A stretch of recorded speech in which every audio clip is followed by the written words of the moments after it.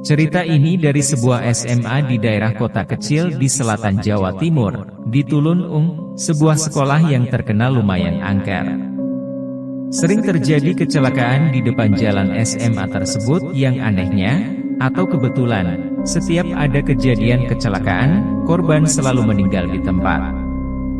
Mungkin faktor jalan yang memang jalan provinsi dan dengan jalan yang lurus dan lebar, sehingga membuat orang secara psikologis akan berupaya memacu kendaraannya secepat mungkin.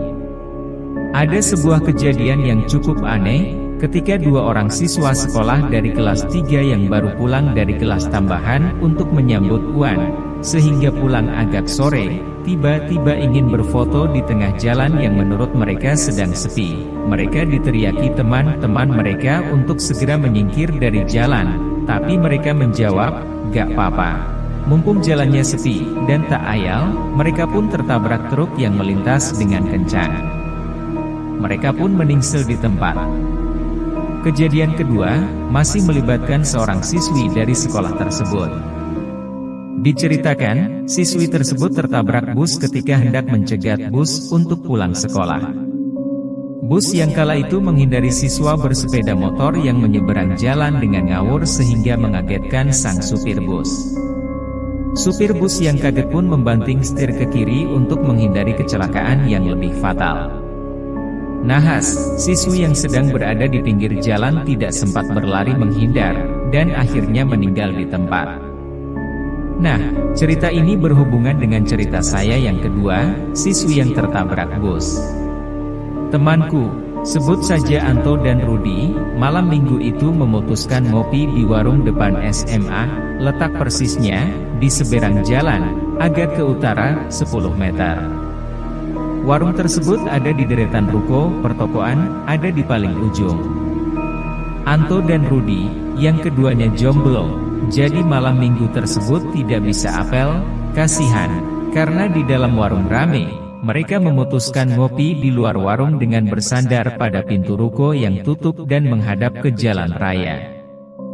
Karena sudah kehabisan bahan omongan, mereka membahas urban legend tentang sekolah yang ada di depan mereka. Beredar kabar, sering ada bus yang malam-malam menurunkan penumpang di depan SMA tapi tak terlihat ada sosok manusia yang turun dari bus. Konon katanya, kata alam Mbah Dukun, yang turun adalah siswi yang meninggal tertabrak bus. Dia tidak sadar sudah meninggal dan tetap pergi ke sekolah tersebut. Saat asik-asiknya membahas siswi tersebut, yang kabarnya cantik, tiba-tiba ada bus yang berhenti di depan SMA.